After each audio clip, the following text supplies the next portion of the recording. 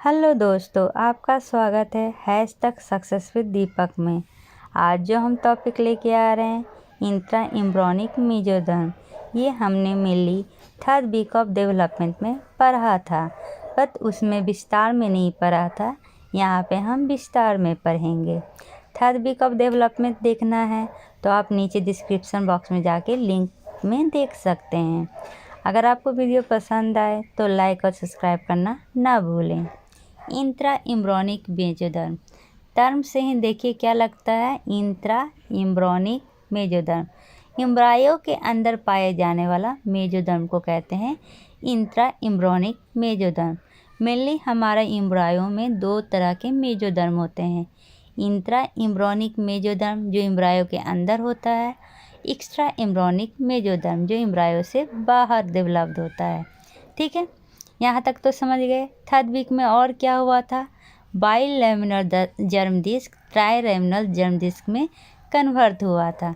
ठीक है, the mesoderm within the embryo, अगर एम्ब्रायो के बीच में, मतलब कि ऊपर में क्या है, एक्टोडर्म है, नीचे में क्या है, एंडोडर्म है, इसके बीच में जो लेयर डेवलप्ड होता है उसी को कहते हैं मेसोडर्म, या उसको कह सकते हैं इंट्रा एम्ब्रियोनिक मेसोडर्म। यहाँ तक समझ में आ गया। ये जो मेनली इंट्रा एम्ब्रियोनिक मेसोडर्म है, ये कहाँ से डेराइव होता है, तो प्रिमिटिव स्ट्रिक से होता है। ठीक है, यहाँ तक समझ में आ गया। अब आपको ये भी पता है कि जो हमारा एम्ब्रियोनिक डिस्क है, यहाँ पर बीच में क्या होते हैं, 3 लेयर होते हैं। ऊपर में एमनियन होता है, नीचे में यॉर्क सैक होता है। अगर जब हम एमनियन को रिमूव करेंगे तो जो पिक्चर दिखेगा वो इस तरह का पिक्चर होगा। इस पिक्चर में क्या होगा, जो हेड पार्ट रहेंगे वो ब्रॉड रहेगा, जो टेल पार्ट रहेगा वो थोड़ा नैरो रहेगा। ठीक है, हेड पार्ट के तरफ क्या रहेंगे, प्रीकॉर्डल प्लेट रहेंगे। टेल के तरफ क्या रहेगा, क्लोकल मेम्ब्रेन रहेगा। ठीक है, हेड और टेल के बीच में, प्रीकॉर्डल प्लेट और क्लोकल मेम्ब्रेन के बीच में एक मेसोडर्म बनता है। मेसोडर्म के अंदर क्या होता है, नोटोकॉर्ड का फॉर्मेशन होता है। ठीक है, नोटोकॉर्ड के बगल में कुछ सेगमेंटेड सेल होते हैं, अभी बताते हूँ इसको क्या कहते हैं। और उसके बगल में एक लॉन्गिट्यूडिनल ग्रूव होता है, ये दोनों तरफ होता है। ठीक है, ऐसा स्ट्रक्चर मेनली फॉर्म होता है मेसोडर्म में। यहाँ तक आपको समझ में आ गया। ठीक है, देखिए क्या कह रहा है, जो प्रीकॉर्डल प्लेट है वो गिव राइज टू बक्कोफेरिंजियल मेम्ब्रेन। ये समझ में आ गया, जो प्रीकॉर्डल प्लेट है वही बाद में हमारा मुंह बनता है, और जो नेक का पार्ट है वो उसका मेम्ब्रेन बनता है। ठीक है, अब मिडलाइन स्ट्रक्चर देखते हैं। नोटोकॉर्ड जो बीच में मोल्ड करके क्या बनाता है, फ्यूचर में वर्टिब्रल कॉलम बनाता है। उसके दोनों तरफ क्या होते हैं, मेसोडर्म होते हैं। ठीक है, तो जहाँ पे नोटोकॉर्ड होता है उसको क्या कहते हैं, पारा एक्सियल। ठीक है, यहाँ तक बाद में पहुँचते हैं। पहले क्या देख रहे हैं कि वर्टिब्रल कॉलम बन गया नोटोकॉर्ड, और नोटोकॉर्ड के दोनों तरफ क्या होते हैं, इंट्रा एम्ब्रियोनिक मेसोडर्म होते हैं, जो बाद में डिफ्रेंशिएट करते हैं। ठीक है, तो क्या कह रहा है, जो इंट्रा एम्ब्रियोनिक मेसोडर्म है उसके बगल में क्या हो रहा है, लॉन्गिट्यूडिनल ग्रूव है, जो डिवाइड करता है पूरे जो इंट्रा एम्ब्रियोनिक मेसोडर्म है उसको 3 पार्ट में। जो पहला पार्ट है, यहाँ पे देखिए आपको पहला पार्ट ऊपर फिगर में दिख रहा होगा, उसको हम क्या कहते हैं, पारा एक्सियल मेसोडर्म, जो नोटोकॉर्ड के आइदर साइड होता है, मतलब कि ये नोटोकॉर्ड है इसके दोनों तरफ। ठीक है, तो इसको क्या कहेंगे, पारा एक्सियल नोटोकॉर्ड। दूसरा ये लॉन्गिट्यूडिनल ग्रूव है, कौन सा, ऐसे करके जो लॉन्गिट्यूडिनल ग्रूव है ना, उसको क्या कहते हैं, इंटरमीडिएट मेसोडर्म। और देखिए यहाँ पर ये वाला जो पार्ट है इसको कहते हैं लेटरल प्लेट। मतलब आपको ये समझ में आ गया, नोटोकॉर्ड के बगल में जो सेगमेंटेड पार्ट है इसको कहते हैं पैराएक्सियल मेसोडर्म। इसके बगल में क्या है, लॉन्गिट्यूडिनल ग्रूव है, जो मेनली जो इंट्रामेम्ब्रेनस मेसोडर्म है उसको डिवाइड करता है। ठीक है, इसलिए इसको नाम रखाया है इंटरमीडिएट मेसोडर्म। और जो लास्ट पार्ट है इसको कहते हैं लेटरल प्लेट। ठीक है, यहाँ तक समझ में आ गया। ये सब मेसोडर्म का ही पार्ट है, इसलिए ज़्यादा कंफ्यूज नहीं होइएगा। यहाँ तक समझ में आ गया। जो पार्ट है पैराएक्सियल मेसोडर्म का, उसके सिफेलिक में मतलब सर के पास क्या होता है, ऑप्टिक वेसिकल होते हैं। ठीक है, मतलब कि अब समझिए ये हमारा क्या है, नोटोकॉर्ड है, इसके बगल में क्या है, सिगमेंटेड पाथ है, और ये क्या है, प्रीकॉर्डल प्लेट है। यहाँ पर क्या है, अनसिगमेंटेड पाथ है। इस अनसिगमेंटेड पाथ में ही क्या होता है, हमारा ऑप्टिक वेसिकल्स होता, ऑप्टिक नहीं ओटिक, ओटिक जिससे ईयर का फॉर्मेशन होता है, ओटिक वेसिकल्स होते हैं। तो हम कह सकते हैं ना कि पारा एक्सियल मेजोडर्म के सिफेलिक पाथ में क्या हो रहा है, ओटिक वेसिकल्स होते हैं, और ये मेनली अनसिगमेंटेड होते हैं, जो बाद में क्या का फॉर्मेशन करता है, स्कल का और मसल ऑफ द हेड का। ठीक है, तो यहाँ पर तो ओटिक वेसल हो गया, तो इसके आगे जो प्रेजेंट होगा उसको प्री ऑटिक कहेंगे, और जो पीछे में होगा उसको पोस्ट ऑटिक कहेंगे। ठीक है, अब ये जो सिगमेंटेड पाथ है, ये तो अनसिगमेंटेड पाथ हो गया, और ये है सिगमेंटेड पाथ। ये जो सिगमेंटेड पाथ है जो क्यूबाइडल इन शेप होता है, ये फॉर्मेशन करता है सोमाइट्स का। ठीक है, अब ये सोमाइट्स क्या होता है बताती हूँ, टेंशन नहीं लीजिए। अब एक और चीज़ देखिए, जो हमारा एम्ब्रायो का डेवलपमेंट है ना, ये इसी सोमाइट्स पे डिपेंड करता है। कैसे, तो एम्ब्रायो का जो डेवलपमेंट होता है वो मेनली 3 पीरियड में होता है। एक तो सोमाइट्स का फॉर्मेशन हुआ तब, एक उससे जो पहले का टाइम था उसको कहते हैं प्री सोमाइट्स, और सोमाइट्स के फॉर्मेशन के बाद का जो पीरियड होता है उसको कहते हैं पोस्ट सोमाइट्स। जो 15 से 20 दिन होता है स्टार्टिंग का, उसको कहते हैं प्री सोमाइट्स। जो 20 से 30 दिन होता है उसको कहते हैं सोमाइट्स, और 30 दिन के बाद जो भी होता है उसको कहते हैं पोस्ट सोमाइट पीरियड। यहाँ तक तो समझ गए। ये भी समझ गए कि पारा एक्सियल दो पार्ट में डिवाइड हुआ है, सिगमेंटेड अनसिगमेंटेड। सिगमेंटेड किसको कहते हैं, जो पोस्ट ऑटिक है। अभी बताया ऑटिक क्या होता है, बीच में होता है, तो ऑटिक के ऊपर क्या हो जाएगा, प्री ऑटिक, ऑटिक के नीचे क्या हो जाएगा, पोस्ट ऑटिक। तो जो पोस्ट ऑटिक होता है वो सिगमेंटेड होता है और वो सोमाइट्स का फॉर्मेशन करता है, और जो प्री ऑटिक होता है वो अनसिगमेंटेड होता है और वो स्कल का बेस और हेड का मसल का फॉर्मेशन करता है। यहाँ तक आप समझ गए होंगे। अब आगे चलते हैं। ठीक है, अब क्या कह रहा है, लगभग 44 पेयर ऑफ सोमाइट्स का डेवलपमेंट होता है, और पहला मंथ का ख़त्म होते होते तक आप अबाउट 44 पेयर ऑफ सोमाइट को देख सकते हैं। अब हमने क्या देखा कि थर्ड मंथ में ट्राइलेमिनर जर्म डिस्क का फॉर्मेशन होता है, फोर्थ मंथ के अंत तक सोमाइट्स का डेवलपमेंट होता है। यहाँ तक देख लिए। अब सोमाइट्स का एक पार्टिकुलर सेक्शन लेते हैं। जैसा कि अभी हमने पढ़ा, सोमाइट्स का शेप कैसा होता है, क्यूबिकल स्ट्रक्चर होता है। ठीक है, तो एक क्यूब को हम लेते हैं, मान लीजिए एक क्यूब है, इसको हम डायगोनली डिवाइड करते हैं। ये कौन सा पार्ट है, डॉर्सल, ये मीडियल, ये लेटरल और ये वेंट्रिकल। ठीक है, तो इस पार्ट को हम कौन सा पार्ट कह सकते हैं, मेडियो वेंट्रल कह सकते हैं। इस पार्ट को डॉर्सोलेटरल कह सकते हैं। ये जो डॉर्सोलेटरल पार्ट है ये भी 2 पार्ट में डिवाइड हुआ है, मीडियल और लेटरल। आखिर ऐसा क्यों, चलिए आपको बताती हूँ, टेंशन नहीं लीजिए। देखिए क्या है, जो सोमाइट्स है वो क्यूबिकल स्ट्रक्चर है और ये पार्ट में डिवाइड हुआ है। जो डॉर्सोलेटरल पार्ट था, डॉर्सोलेटरल पार्ट है वो डेवलप करता है डर्मेटोमायोटोम्स का, मतलब कि डर्मोमायोटोम्स का। ठीक है, जो वेंट्रल और मीडियल पार्ट है ये डेवलप करता है स्क्लेरोटोम का। अब स्क्लेरोटोम का क्यों, तो स्क्लेरोटोम जो है वो मेनली डेवलप करता है वर्टिब्रा और रिब्स को। देखिए मीडियल पार्ट है ना, आप अपने बॉडी को टच कीजिए, देखिए मीडियल में क्या होगा, वर्टिब्रा होगा और उसके साइड से अटैच होगा रिब्स। ठीक है, तो ये किससे आएगा, वेंट्रोमेडियल पार्ट से। ठीक है, अब आते हैं फिर से डॉर्सोलेटरल पार्ट। डॉर्सोलेटरल पार्ट में भी मैंने क्या बताया था, 2 पार्ट होता है, मेडियल और लेटरल। डॉर्सोलेटरल पार्ट से क्या का डेवलपमेंट होता है, डर्मोमायोटोम। नाम में ही देखिए, डर्मो स्किन, मायो मसल, मतलब इससे क्या होगा, स्किन और मसल का डेवलपमेंट होगा। जहाँ पे मेडियल पार्ट है तो मेडियल पार्ट से मायोटोम का फॉर्मेशन होता है। मायोटोम किसका फॉर्मेशन करते हैं, मायोटोम से स्केलेटल मसल, टंग मसल और डायफ्राम का फॉर्मेशन होता है। और जो लेटरल पाथ है वो क्या है, डर्मोटोम, मतलब जो स्किन का जो डर्मिस पाथ है और जो सबक्यूटेनियस टिश्यू है वो इसी लेटरल पाथ से डेवलप्ड होता है। ठीक है, आप समझ गए कि ये जो सोमैट से वो क्या का डेवलपमेंट करता है। अब इंटरमीडिएट मेजोडर्म, इंटरमीडिएट मेजोडर्म याद है ना, वो जो लॉन्गिट्यूडनल ग्रुप था उसी को कहते हैं इंटरमीडिएट मेजोडर्म।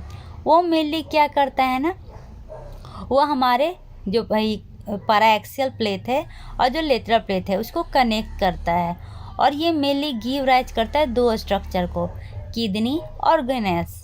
ठीक है, यहाँ तक समझ गए। जो इंटरमीडिएट मेजोडर्म है वो किडनी और ग्रेनेल्स का डेवलपमेंट करता है। तो कैसे कर सकता है, जो इंटरमीडिएट है ना उसके अंदर कौन सा कोड पाया जाता है, नेफ्रोजेनिक कोड। नेफ्रोजेनिक कोड ही क्या का फॉर्मेशन करता है, किडनी और ग्रेनेल्स का। ठीक है, यहाँ तक तो आप समझ गए। चलिए आते हैं इस पिक्चर को देखते हैं। ठीक है, ये कौन सा पिक्चर है, तब कोरोनल सेक्शन है। कोरोनल सेक्शन देखने के पहले एक और था mesoderm, lateral mesoderm. Lateral mesoderm जो एम्ब्रायो का है वो क्या करता है, तो एक्सट्रीमिटीज बनाता है। एक्सट्रीमिटीज कहने का क्या मतलब है, हाथ और पैर बनाता है। मतलब समझ गए कि तीनों मेजोडर्म से क्या क्या होता है, segmented, unsegmented path, intermediate mesoderm और लेटरल मेजोडर्म। ठीक है, अब ये कोरोनल सेक्शन हम देखें इंट्रा एम्ब्रियोनिक मेजोडर्म का। ठीक है, तो स्टार्टिंग में क्या देख रहे हैं, ये क्या है, पहले अच्छा से पिक्चर बना देती हूँ। ये है एपिब्लास्ट, ये है हाइपोब्लास्ट, बीच में मेजोडर्म। ठीक है, यहाँ तक समझ में आ गया। कौन सा मेजोडर्म, तो इंट्रा एम्ब्रियोनिक मेजोडर्म। बाहर में होता है एक्स्ट्रा एम्ब्रियोनिक मेजोडर्म। यहाँ तक समझने में कोई भी दिक्कत नहीं है। ठीक है, तो ये देखिए ये पिक्चर वही है, यहाँ तक समझ में आ गया। अब ये जो बीच में है, जो बीच में हमारा मेजोडर्म है, इसको हम ऐसे डिवाइड किए हैं। ये पार्ट 1 है, ये पार्ट 2 है, ये पार्ट 3 है। पार्ट 1, 2, 3 कहने का क्या मतलब है, पैराएक्सियल, लॉन्गिट्यूडनल और ये लेटरल मेजोडर्म। अब समझ में आ गया कि कैसे डेवलपमेंट होता है। अब देखते हैं लेटरल जो मेजोडर्म है उसमें बहुत सारे वेसिकल्स होते हैं जो बाद में डेवलप करके क्या बनाते हैं, क्लेफ्ट लाइक स्पेस। ठीक है, अब ये कोआइल करेगा और क्या का फॉर्मेशन करेगा, कैनाल का फॉर्मेशन करेगा। देखिए ये नीचे वाला पिक्चर देखिए, ये जो लेटरल मेजोडर्म है इसमें क्या होते हैं, बहुत सारे सेल होते हैं। बाद में ये क्या करता है, कोआइल, मतलब देखिए ये बहुत सारा सेल है। ठीक है, लेटरल मेजोडर्म में ये क्या करेगा, एक दूसरे से कोआइल करके एक कैनाल के लाइक स्ट्रक्चर बनाएगा। और इस स्ट्रक्चर के जो यहाँ इस वाला पार्ट है इसमें क्या करता है, पेरिकार्डियल कैविटी का फॉर्मेशन करता है। ठीक है, मेनली जो लेटरल मेजोडर्म है ये क्या का फॉर्मेशन करेगा, 3 कैविटी का फॉर्मेशन करेगा, या उससे पहले ये 3 कैनाल का फॉर्मेशन करेगा। कैनाल के अंदर ही कैविटी होता है ना। ठीक है, वो तीनों कैनाल क्या है, पेरिकार्डियम जो मेनली हार्ट का कवरिंग है, प्लूरा जो लंग का कवरिंग है, पेरिटोनियल जो हमारा जीआई का कवरिंग है। इन तीनों का ये फॉर्मेशन करता है कौन, लेटरल मेजोडर्म। यहाँ तक समझने में कोई दिक्कत नहीं होगी। और इसके अंदर जो कैविटी होता है उसको कहते हैं पेरिकार्डियन कैविटी, प्लूरल कैविटी और पेरिटोनियल कैविटी। यहाँ तक समझिए। हमने पहले क्या देखा, एम्ब्रियो के बाहर में एक सिलोम होता है जिसको क्या कहते हैं, एक्स्ट्रा एम्ब्रियोनिक सिलोम, और अंदर में एक सिलोम बनता है उसको क्या कहते हैं, इंट्रा एम्ब्रियोनिक सिलोम। ठीक है, अब इस सिलोम का क्या काम होगा, चलिए देखते हैं। ये क्या करेगा, जो एक्स्ट्रा एम्ब्रियोनिक सिलोम है और जो इंट्रा एम्ब्रियोनिक सिलोम है ये एक दूसरे से क्या करेगा, कम्युनिकेशन करेगा। क्यों, ताकि एम्ब्रियो को ये न्यूट्रिशन प्रोवाइड करे तब तक जब तक कि प्लासेंटा का सर्कुलेशन स्टार्ट ना हो जाए। ठीक है, अब जो इंट्रा एम्ब्रियोनिक सिलोम है ये कैसा दिखेगा, तो पिक्चर में देखिए आपको समझ में आएगा। ये हमारा इंट्रा एम्ब्रियोनिक सिलोम है, ये हमारा इंट्रा एम्ब्रियोनिक सिलोम है। किस शेप का है, देखिए इस तरह है ना, तो इन्वर्टेड है। ठीक है, और कैसा है, हॉर्स शू शेप्ड है। ये जो हमारा इंट्रा एम्ब्रियोनिक कैनाल था वो कैसा था, इस टाइप का है। तो एक तो ये इन्वर्टेड है और हॉर्स शू शेप्ड का कैनाल बनाता है। यहाँ तक समझ गए, कोई टेंशन नहीं है। अब चलिए फिर से कोरोनल सेक्शन देखते हैं। तो कोरोनल सेक्शन में क्या होगा, ऊपर में एक्टोडर्म होगा, नीचे में इंडोडर्म होगा और बीच में क्या है हो रहा है हमारा मेजोडर्म हो रहा है। ठीक है, मेजोडर्म में ये फर्स्ट पार्ट है दोनों तरफ, बीच में क्या है नोटोकॉर्ड है। नोटोकॉर्ड के बगल में क्या था फर्स्ट पार्ट, जिसको हम पैराएक्सियल नोटोकॉर्ड कहते पैराएक्सियल मेजोडर्म कहते हैं। सेकंड पार्ट था इंटरमीडिएट मेजोडर्म और थर्ड पार्ट था क्या लेटरल मेजोडर्म। ये लेटरल मेजोडर्म क्या करता है ना, एक दूसरे से कम्युनिकेट नहीं करता, ये स्प्लिट कर जाता है। ठीक है, एक ऊपर की ओर स्प्लिट करता है, एक नीचे की ओर स्प्लिट करता है। तो ये मेनली दो पार्ट में स्प्लिट कर देता है।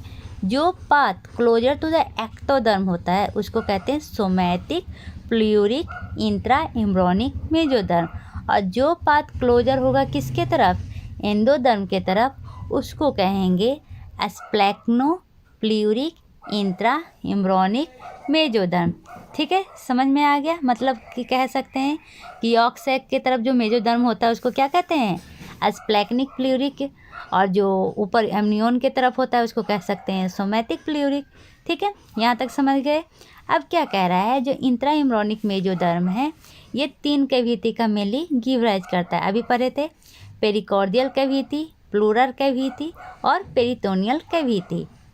ये थोड़ी देर पहले ही पढ़े थे कि जो हमारा क्या है लेटरल मेजोडर्म है वो बाद में क्या करता है 3 कैनाल का फॉर्मेशन करता है।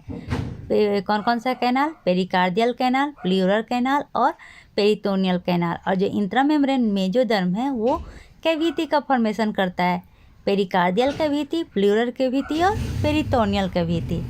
यहाँ तक समझ में आ गया। अब जो ये सोमैटिक प्लूरल जो है somatic pleuric lateral intra embryonic mesoderm ये give rise to somatic layer.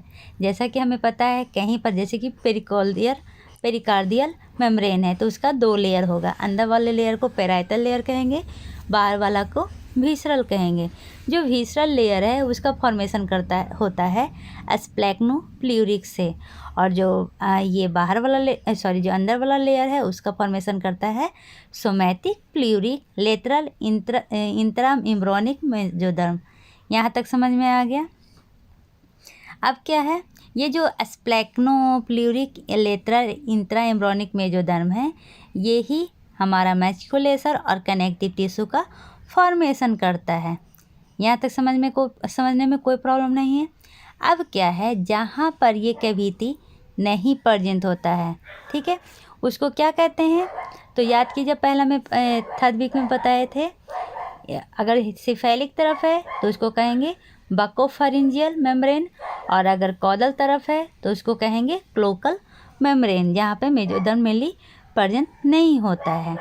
अब क्या है, ये जो प्रीकॉर्डियल कैविटी है उसके सिफेलिक एंड में क्या होता है ना, ये जो सोमैटिक और जो स्प्लैक्निक लेयर होता है ये दोनों कंटिन्यूअस वहाँ पर जाकर मिलता है और किसका फॉर्मेशन करता है, सेप्टम ट्रांसवर्सम का।